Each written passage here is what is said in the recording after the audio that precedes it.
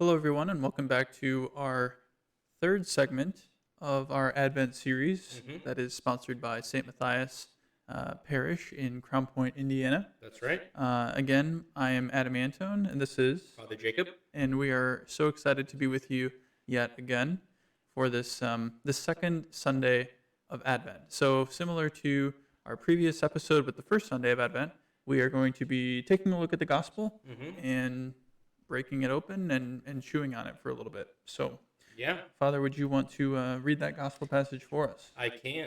So what better way to, learn about the Lord and prepare to receive Him on Christmas better than reading His Gospel and His Word? So let's begin.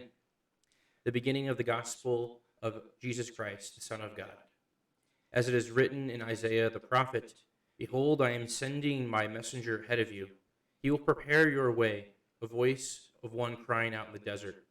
Prepare the way of the Lord, make straight his paths." John the Baptist appeared in the desert, proclaiming a baptism of repentance for the forgiveness of sins. People of the whole Judean countryside and all the inhabitants of Jerusalem were going out to him and were being baptized by him in the Jordan River, as they acknowledged their sins. John was clothed in camel's hair, with a leather belt around his waist. He fed on locusts and wild honey, and this is what he proclaimed: "One mightier than I is coming after me. I am not worthy to stoop and loosen the thongs of his sandals. I have baptized you with water. He will baptize you with the Holy Spirit." There's so much there to unpack, particularly for that gospel as we learn and hear about John the Baptist. John the Baptist is someone that's spiritually pretty important to me, you know? Yeah, what is that? Yeah, so John the Baptist is the patron of the cam that I lived on at Mundelein Ah, Seminary. So a cam was like an Italian word somehow for hallway, and all the guys that lived on Cam 1 South, the hallway, mhm. and that designated 1 South in our experience, our patron was John the Baptist. And Nice. so, I would ask John the Baptist for his intercession and prayer, and, that, especially like we went to the Holy Land, Mm-hmm. we got to see a lot of caves, a lot of places where John the Baptist might have lived and might have inhabited. And, there's all kinds of stories and connections in the Holy Land and claims with John the Baptist. But spiritually, I'm pretty connected to him as one of his spiritual sons and sons of 1 South. Yeah, that's So, awesome. yeah. I always kind of felt a little bit of a connection with John the Baptist as well. Different reasoning. hmm Um, when I initially had discerned out of seminary formation, um, as I would be out and about, if I was like at mass or at like a parish event or something like that, hmm there was many times when people would, approach me and say, "Hey, are you a seminarian?" And I'd be like, "No," Yeah, and or I then was, yeah. yeah, or I was, and then sometimes they'd be positive and other times they wouldn't. Or like, "Have you thought about the seminary?" And it's like, "Yes," like I went and stuff like that. hmm Um, and especially when people responded negatively, like it kind of, I felt like they were so fixated on what I was not or who Yeah. I was not that they hmm missed who I was. mm And I feel like John the Baptist is a good model for that because, there's other accounts in the Gospels where they talk about the Pharisees going out to see him and they're like, "Are you the Messiah?" And he's just like, "No." And then they're like, "But are you?" And he's like, "No, I'm not even worthy to like untie the sandals." Yeah, and he could have said yes. He could have lied. Yeah. So it's So, like, but they were so fixated on who he was not yeah. that they missed who he was, which was like, I mean, Jesus says, "There's no man born of woman greater than John the Baptist." hmm So I think about that, like as a man who knew who he was hmm and stood firm in it. Yeah. And so for my own discernment journey, like if there were negative pressures or things like that, I always kind of saw John the Baptist as like a intercessor Yeah. to say like be confident in who God has called you to be Mm. and live that faithfully. So Yeah, I mean, John the Baptist, he really was confident in his mission and he knew who he was. He knew that God had chosen him to have a particular call and a particular mission that he was hmm set out for. And so that's really kind of the gist and main point of this gospel is that the prophet Isaiah, I mean, foretold the forerunner of John the Baptist. And John the Baptist is the last in the line of great prophets to foretell the coming of the Messiah, the anointed one, the chosen one, Jesus Christ. And so, what's interesting about that is, in our own ways, we're called to be priest, prophet, and king Right. by virtue of our baptism. And in the prophetic sense, it can be a challenging way to live in our culture today to be a prophet. I mean, you have to be mindful of where people are Hmm. and what they're ready to receive and what kind of message they're ready for. But then, be willing to wield the truth in a way that's loving and Right. that's palatable. I mean, it's so often said to me that you can't wield the gospel with like a mallet. You have to be inviting to people. You Yeah. have to treat them with love and care and mercy, but just not bludgeon them to death with it. Well, it's like I think about, especially in regards to the faith, like defending the faith or sharing the faith. Yes, we love the Lord and like we Hmm. desire to share Him and really to defend Him and His faith. But we don't want to be like Peter in the garden. You go a little too far and cut someone's ear off, right? So, That's right. Yeah. his mission was to protect and defend the Lord. Yeah. But there wasn't that sense of the middle ground. It went to Hmm. an extreme, and it was more harmful than helpful. Yeah, and And I mean, we really don't want to use our faith in extremes or with extremism. I mhm, mean, definitely not a good look for our Christian faith and for the message that Christ has entrusted to us in a prophetic way to share with the world. I mean, there's definitely bouts of extremism in the name of religion in our world mhm. today. And we don't want to be using the message of the gospel in any way that's distorted or. And I think that Father, you mentioning that made me um, pause. And the reason why I don't think that we need to um, go too far extreme one way Hmm. or another Hmm. is because if we actually read the Gospels and we actually like read the teachings of the church, um, it's radical enough. Yeah. Like the Hmm. gospel message of Jesus Christ, Yeah. and that's something that John the Baptist understood. Like Hmm. the power of the good news Yeah. is radical enough. Like if you faithfully live that, that's why people like Saint Francis. That's why people like Saint Hmm. Dominic. Hmm. Like they faithfully lived that message, and their life stands out Yeah. because of its radical nature. Hmm. Hmm. So, Not to mention the Apostle Saint Matthias, huh? uh, The patron of the parish that's sponsoring these there videos. you go. Nice. And Nice. everyone knows that Saint Matthias was beheaded by the axe, a martyr for his faith, because they've watched my mini videos. And so, That's right. What were those called? your faith in a minute. Faith in a minute. Hmm. Yeah. Hmm. So I don't want to be like self-referential, but that was the first video that I made, was that Matthias was beheaded by the axe. And that's why there's an axe on the front sign. And that's why he's holding an axe. So you all should know this. Please, please remember what we taught you. Well, I think it brings us back to the topic of today because John the Baptist was also beheaded. Indeed, he was. His head on a silver platter. So that is a segue, Hmm. full circle. Yeah. So Father, speak to us a little bit about the role of, you mentioned like each of us have a call to be prophets, Yeah. right? As a Hmm. result of our baptism, the priest uses the oil of sacred chrism and priest or deacon and anoints the person to be baptized. Yeah. And you read the scriptures, and those who were anointed in the Old Testament were the priests, the prophets, and the kings. Yeah. And so The chosen. right, the chosen, which is also our podcast. Um, Indeed.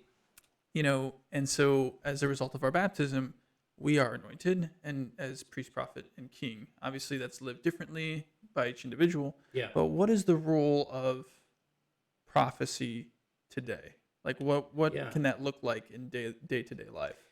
Well, I mean, you hear the word prophecy, and our mind can go to like fortune telling Yeah. and like distortions of true prophecy. I mean, like knowledge that's not ours is not known. I mean, and knowledge that we shouldn't have is a sign of like more evil things than good things. So we have to be careful with. We want to avoid like things that replace God in terms of that try and tell the future.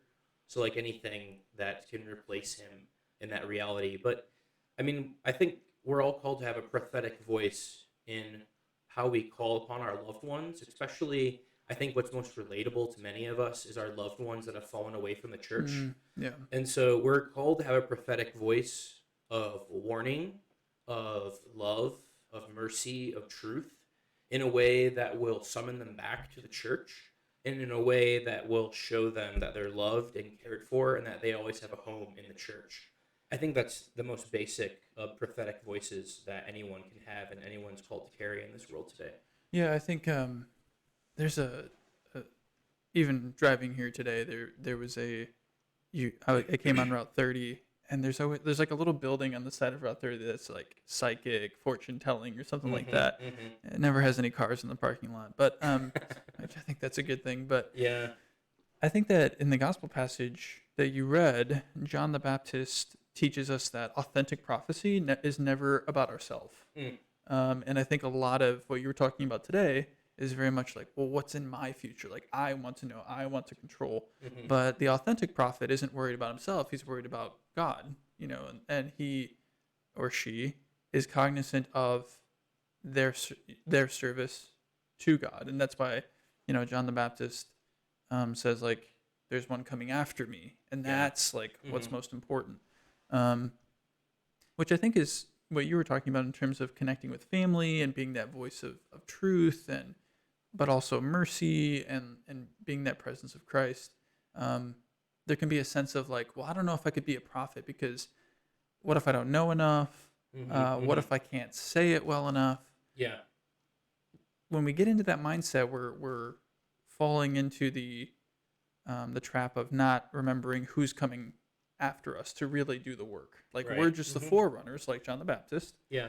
Um, but it's really Christ Mm-hmm. that follows suit and really affects the change in our lives. Yeah, and that's one of the things that we're ultimately want to get at with our loved ones and with our family members is that we're being called to call people back to Christ and to do so in a way that is inviting and doesn't scare people and doesn't condemn them because Christ did not come to condemn the world but rather to save it. Mm. So there's something there that you know it's like about being inviting, about taking the moments that present themselves to be inviting back and to beckon to our loved ones and to our friends to say, hey, the at the parish we're doing XYZ. Would you want to come? And I think the more opportunities that we have for social opportunities in Mm-hmm. our parishes, then the easier it will be to call people back, to invite them, to be the prophetic voice to them, that voice crying out in the wilderness. Like, it's one thing to invite someone to Mass, Mm-hmm. to invite someone to evening prayer, to adoration, but maybe they're just not ready for that. Sure. And that just like freaks them out. So, like, invite them to quiz night, trivia night, social events at the parish, gatherings where people can feel a little bit less into their inhibitions, and a sense of like where they feel like they can let their guard down and they Mm-hmm. can feel vulnerable. Because I don't know about you, like, but if when like in my time away from the church in college, I mean, like, I was invited to Mass and I was invited to Bible studies and I Mm-hmm. was invited to adoration, but what got me coming back was the fact that like they had Sam Adams at the socials. Seriously, like Yeah. that was a huge thing for me because it was like we we're Catholic, we love this, we can do this well, like Sure. and have a few beers with our friends and be loving to one another, and then it was like the joy that I desired Mm-hmm. was not found like in the social or in the beer, but was rather found in Christ. Yeah. So that was a huge thing for me in my conversion back to the church. Yeah. I think that really what you're laying out there, Father, in terms of there's the vocal invitation, and then there's like the lived authenticity of people. Yeah. And I think that's really the two prong um, components of being a prophet, right? So Mm-hmm. there's the voice of one crying out, right? So, like, I don't know. I think a lot of times in regards to our role as being prophets, today there can often be reference to it's attributed to Saint Francis, but from what I understand, like there's I know no where you're going. there's no documentation Yeah, that he no. actually said any of this. Yeah. But often what's said is like, preach the gospel and if necessary, use Use words. words. He never said He that. never said that. Francis, like the Saint Francis of Assisi, Yeah, he didn't say never that. said that. And Stop saying he said that. yeah, it's and the reason why is because it almost like forfeits a sense of responsibility for us to know our faith and be able to articulate it Yeah. by word. It's not wrong Yeah. to articulate our faith No. and to present it with mercy, with compassion, but to present it well and stand up for the truth. That is part of our role as prophets. At the same time, that has to be held in balance with, Paul VI talked about, like those who are most effective teachers are themselves witnesses first. Yes. Right? And so One has to really receive Christ in their life and in their heart for it to be like, a fruitful, bountiful teacher themselves. Because it's kind of like you can't give what you haven't received yourself. yeah, So it's like, what are they? It's like kind of like a sham or a lie if people try and preach Christ without having received His love and mercy into their heart. and people know. Like I'm sure and Father, you've probably had these experiences too. Like, I taught high school for a year at Andrean. Sure. And then Yeah. even now, like when I'm working, if I have younger clients in therapy, one of the things that right off the bat is they can tell if you're being authentic or not, like Yeah. that. Yeah. And so again, like you were saying, if it's actually a part of who you are and you're coming from that space, then it makes a lot of difference in your evangelization efforts. Yeah. But with that being said, I think sometimes there can be the fear or like the temptation of, yeah, well, I want to participate in this prophetic role, Yeah. but I don't want to be weird. Like, Yeah. and that's Well, okay. Yeah, and it's funny because there's like the virtue of naturalness that we're all called to live and experience as Christian disciples, and like to not be weird because like you don't want to be off-putting Yeah. people. You don't want to like repel like by your actions, your deeds, or like your what you do.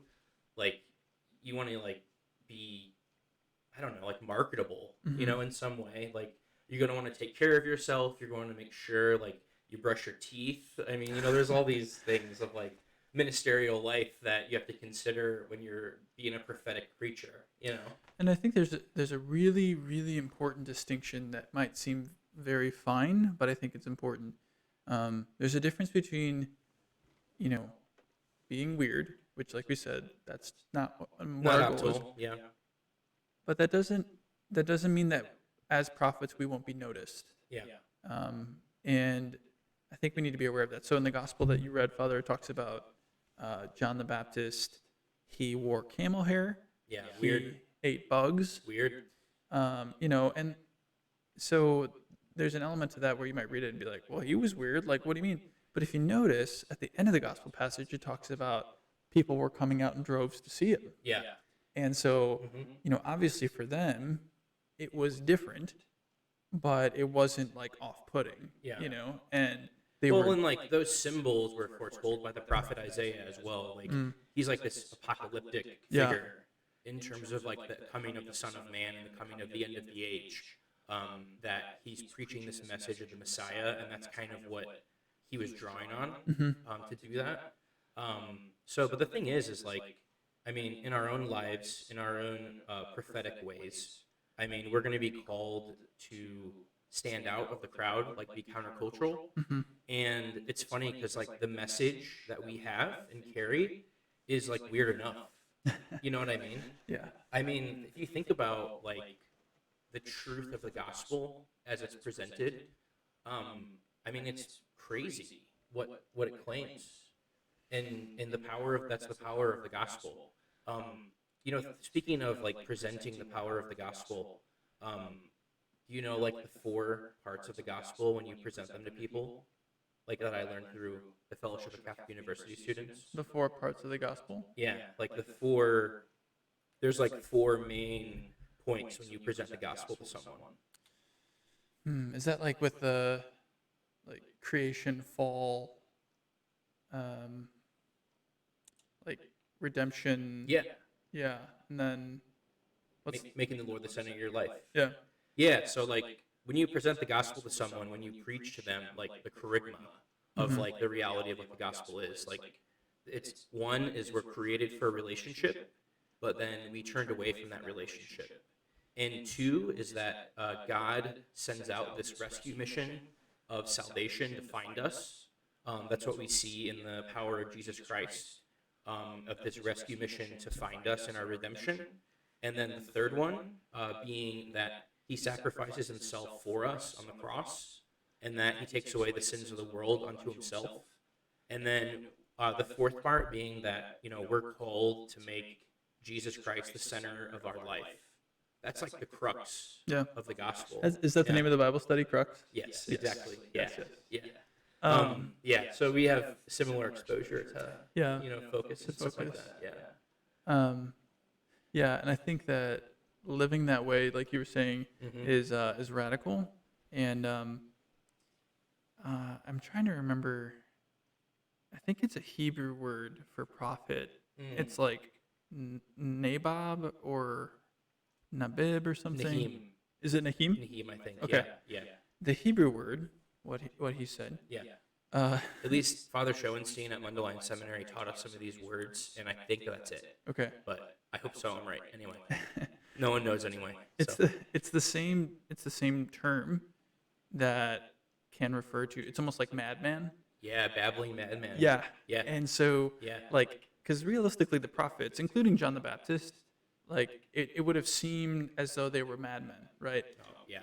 Crazy. But, like, when you live in a world, and I want to say maybe it was G.K. Chesterton who talked about this, when you live in a world that has been distorted by sin, when you live in a world that's been turned upside down by sin, Yeah. if we are living our prophetic roles correctly, we will see the world right side up in light of the person of Christ. But to the rest of the world, we're seeing it upside down, right? So they're going to look at that and be like, "You're mad. Like you don't. I mean, you're not seeing Yeah. it as it Yeah. is." But the truth is that we are seeing it in light of, the four parts that you just laid out there. In Yeah. light of creation, redemption, Christ is the center of our life. That's the right way to see it. But in a world that's been turned upside down by sin, Yeah. it'll sound crazy, right? Yeah.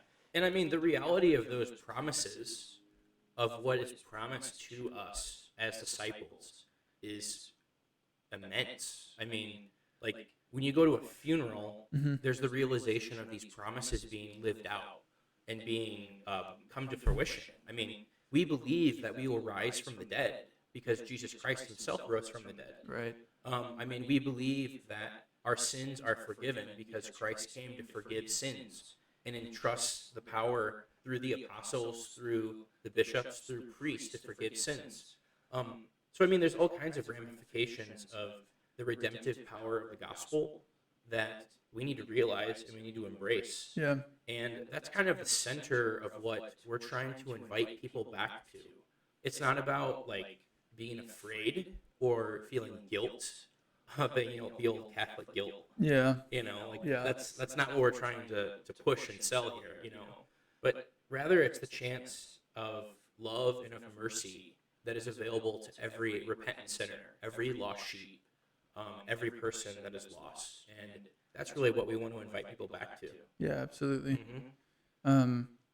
One final point that I was thinking about in terms of John the Baptist is his placement of where he is, like the desert. Yeah.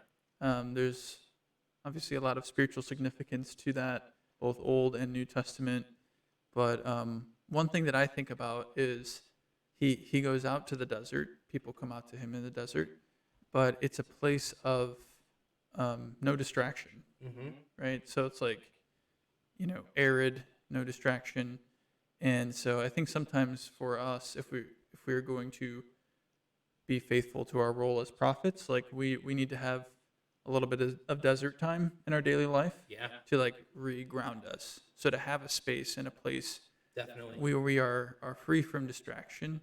And again, if you're living your day-to-day life and you're like, well, I have kids and and we have these responsibilities, and again, it doesn't have to be 3 hours a day. Sure. It could be 10 minutes to start the day, but it's establishing that stillness.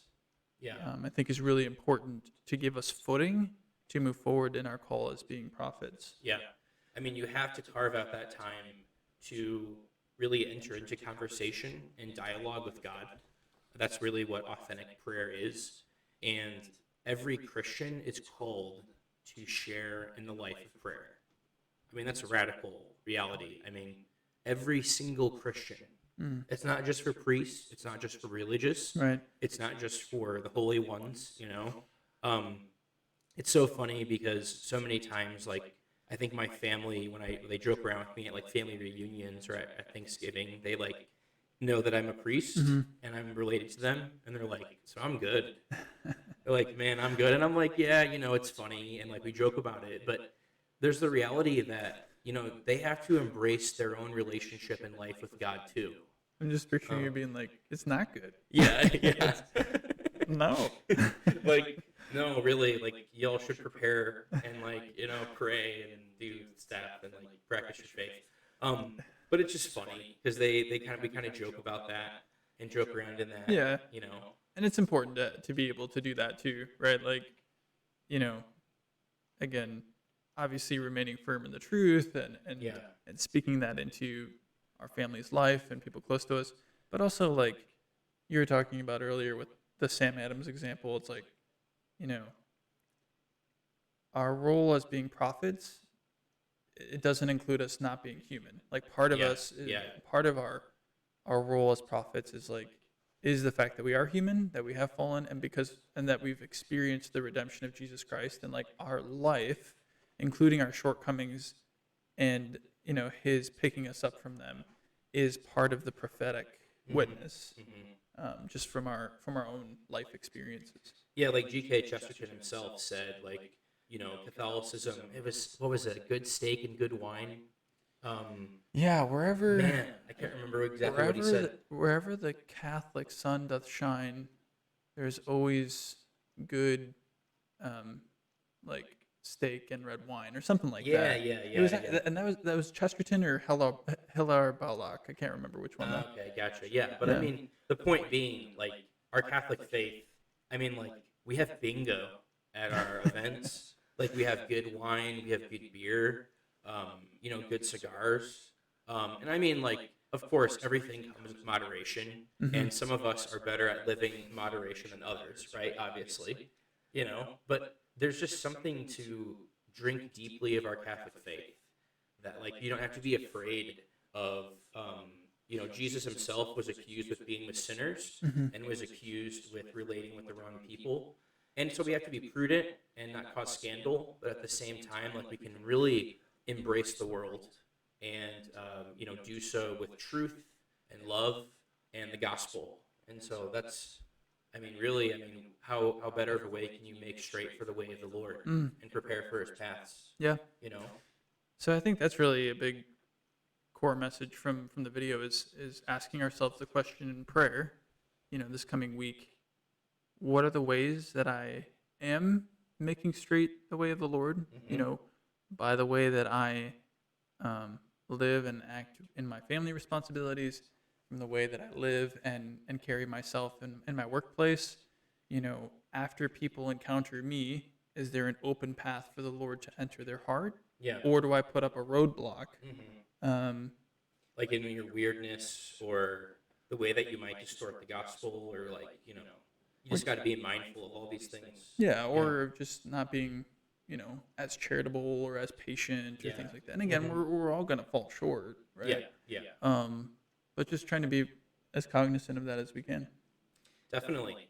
Well, this is another episode sponsored again by St. Matthias in Crown Point, Indiana. So thanks again for Father Jim for sponsoring these episodes and for the parish's mission to be furthered through this hopefully great Catholic content through Region Catholic.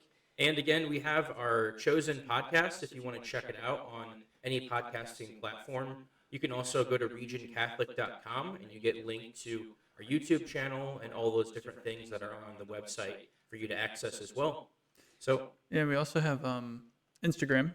definitely, Chosen the podcast has an Instagram there and talks about the different episodes and all that stuff. So hmm check it out, share it with friends. definitely. God bless you, and we'll see you